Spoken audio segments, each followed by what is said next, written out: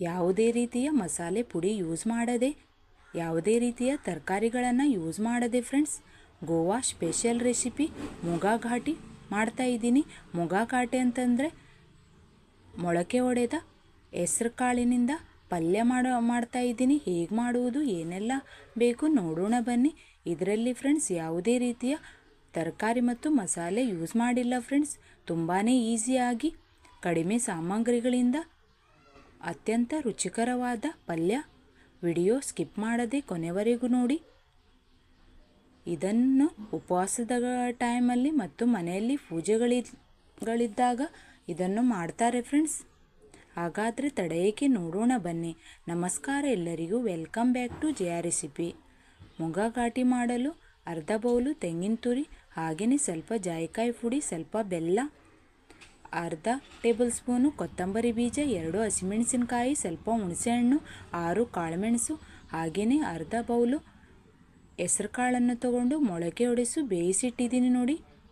ಮೊಳಕೆ ಒಡೆದ ಹೆಸರು ಕಾಳನ್ನೇ ಹಾಕಬೇಕು. ಈಗ ಮಸಾಲೆ ರೆಡಿ ಮಾಡ್ಕೊಳ್ಳೋಣ. ಮಸಾಲೆಗಾಗಿ ಮಿಕ್ಸರ್ ಜಾರಲ್ಲಿ ಅರ್ಧ ಬೌಲು ತೆಂಗಿನ ತುರಿ, 2 ಹಸಿಮೆಣಸಿನಕಾಯಿ, ಸ್ವಲ್ಪ ಹುಣಸೆಹಣ್ಣು, 1/4 ಟೇಬಲ್ ಸ್ಪೂನು ಜಾಯಿಕಾಯಿ ಪುಡಿ, 4 ಲವಂಗ, 6 ಕಾಳುಮೆಣಸು,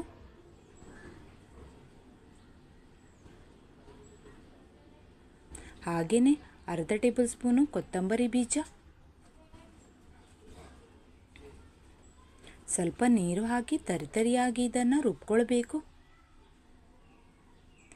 ರುಬ್ಬಿ ರೆಡಿಯಾಗಿದೆ ನೋಡಿ ಫ್ರೆಂಡ್ಸ್ ಮಸಾಲೆ. ಇದರಲ್ಲಿ ಯಾವುದೇ ರೀತಿಯ ಮಸಾಲೆಗಳನ್ನು ಯೂಸ್ ಮಾಡಿಲ್ಲ ಫ್ರೆಂಡ್ಸ್. ಮಸಾಲೆ ಪುಡಿಗಳನ್ನು ಯೂಸ್ ಮಾಡಿಲ್ಲ. ಈಗ ಗ್ಯಾಸ್ ಆನ್ ಮಾಡಿಬಿಟ್ಟು ಗ್ಯಾಸಿನ ಮೇಲೆ ಬಾಣಲೆ ಇಟ್ಟು 1 ಟೇಬಲ್ ಸ್ಪೂನು ಎಣ್ಣೆ ಹಾಕಿದ್ದೀನಿ. ಎಣ್ಣೆ ಬಿಸಿ ಆದಮೇಲೆ 1/4 ಟೇಬಲ್ ಸ್ಪೂನು ಸಾಸಿವೆ, 10 ಕರಿಬೇವಿನ ಸೊಪ್ಪು. ಕರಿಬೇವಿನ ಸೊಪ್ಪು ಇದರಲ್ಲಿ ಸ್ವಲ್ಪ ಜಾಸ್ತಿನೇ ಯೂಸ್ ಮಾಡ್ತಾರೆ. ಹಾಗೆಯೇ 1/4 ಟೇಬಲ್ ಸ್ಪೂನು ಹಿಂಗನ್ನು ಹಾಕ್ತಾ ಇದ್ದೀನಿ. ಹಿಂಗ ಹಾಕೋದ್ರಿಂದ ಮುಗಾ ಘಾಟಿಯ ರುಚಿ ಚೆನ್ನಾಗಿರುತ್ತೆ, ಮಸ್ತು ಘಮ ಬರುತ್ತೆ. ಹಾಕಿ ಚೆನ್ನಾಗಿ ಫ್ರೈ ಮಾಡಿಕೊಳ್ಬೇಕು. ಉಪವಾಸದ ಟೈಮಲ್ಲಿ ಮನೆಗಳಲ್ಲಿ ಪೂಜೆಗಳಿದ್ದಾಗ ಫ್ರೆಂಡ್ಸ್ ಒಬ್ಬೊಬ್ಬರು ಈರುಳ್ಳಿ ಮತ್ತು ಬೆಳ್ಳುಳ್ಳಿಯನ್ನು ಯೂಸ್ ಮಾಡುವುದಿಲ್ಲ. ಆವಾಗ ಇದನ್ನು ಮಾಡಬಹುದು ನೀವು. ಇದು ಪೂರಿ, ರೊಟ್ಟಿ, ಚಪಾತಿಗಂತೂ ಸೂಪರ್ ಫ್ರೆಂಡ್ಸ್. ನೀವು ಕೂಡ ಟ್ರೈ ಮಾಡಿ. ಈಗ ರುಬ್ಬಿಟ್ಟಿರುವ ಮಸಾಲೆ ಹಾಕ್ತಾ ಇದ್ದೀನಿ. ಗ್ಯಾಸಿನ ಫ್ಲೇಮು ಸ್ಲೋ ಇಟ್ಟು ಚೆನ್ನಾಗಿ ಇದನ್ನು ಕುದಿಸ್ಕೊಳ್ಬೇಕು. ರುಚಿಗೂ ತಕ್ಕಷ್ಟು ಉಪ್ಪು ಹಾಕ್ತಾ ಇದ್ದೀನಿ.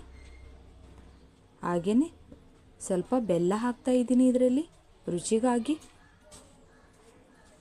ಚೆನ್ನಾಗಿ ಮಿಕ್ಸ್ ಮಾಡಿಬಿಟ್ಟು 2 ನಿಮಿಷ ಕುದಿಸ್ಕೊಳ್ಬೇಕು. ಮಧ್ಯದಲ್ಲಿ ಸ್ವಲ್ಪ ಮಿಕ್ಸ್ ಮಾಡ್ತಾ ಇರ್ರಿ. ಚೆನ್ನಾಗಿ ಕುದೀತಾ ಇದೆ ನೋಡಿ.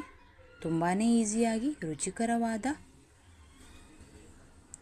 ಮುಗಾ ಘಾಟಿ ನೀವು ಕೂಡ ಮಾಡಿ, ತುಂಬ ಟೇಸ್ಟಾಗಿರುತ್ತೆ. ಈಗ ಮೊಳಕೆ ಒಡೆಸಿ ಬೇಯಿಸಿ ಇಟ್ಕೊಂಡಿರುವ ಹೆಸರು ಕಾಳನ್ನು ಹಾಕ್ತೀನಿ. ಹಾಕಿ ಚೆನ್ನಾಗಿ ಮಿಕ್ಸ್ ಮಾಡಿಕೊಳ್ಬೇಕು.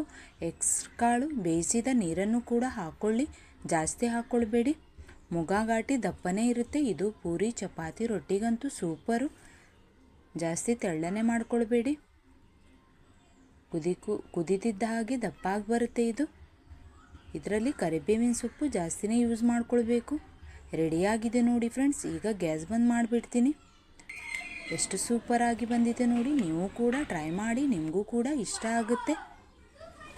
ನೀವು ಟ್ರೈ ಮಾಡಿಬಿಟ್ಟು ಹೇಗಿದೆ ಅಂತ ನಿಮ್ಮ ಅನಿಸಿಕೆ ಅಭಿಪ್ರಾಯಗಳನ್ನು ಕಮೆಂಟ್ಸ್ ಮಾಡಿ, ಲೈಕ್ ಮಾಡಿ, ಸಬ್ಸ್ಕ್ರೈಬ್ ಮಾಡಿ. ಯಾರೆಲ್ಲ ನೋಡ್ತಾ ಇದ್ದೀರಾ ಅವರಿಗೆಲ್ಲರಿಗೂ